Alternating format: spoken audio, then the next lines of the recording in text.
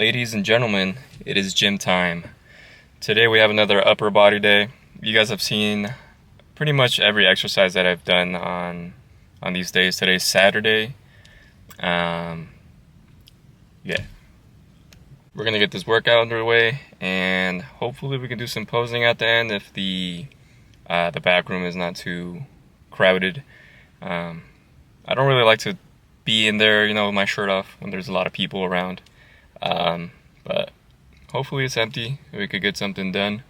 I'll definitely record some workouts here and there. Like I said, you guys have seen a lot of it, so I'm not trying to be super repetitive.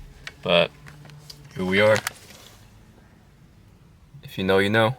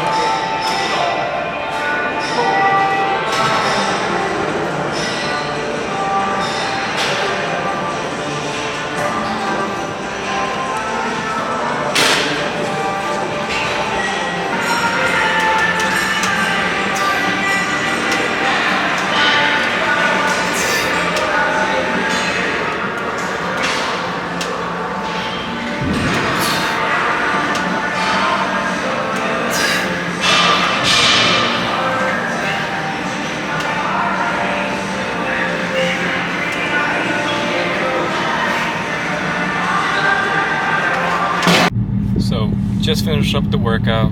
I'll be adding some clips, like I said, but today we'll be going over 3 easy things that you should be implementing into your daily routine to overall give you the best ability to build muscle, if that's your goal, of course. But without further ado, at number 1, it is ensure you're eating sufficient calories.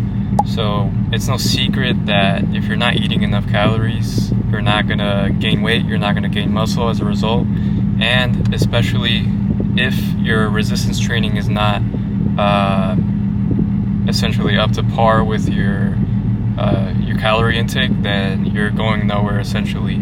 Unless you're in your first 1 to 3 years of training. Let's say your first year of training, then gaining muscle while in a calorie deficit, meaning eating less calories than you burn, is going to be very difficult.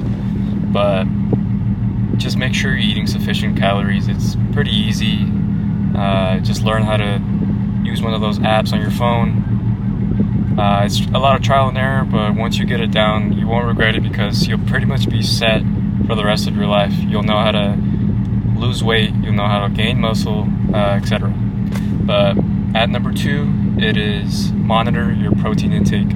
This one is arguably the most important part of building muscle and sustaining muscle, because if you're not eating sufficient protein, you're not going to repair your current muscle that you have. Post-training, you're not going to sustain if you're in a deficit, for example, and you're definitely not going to grow if you're not eating sufficient protein. So how much protein should you be eating?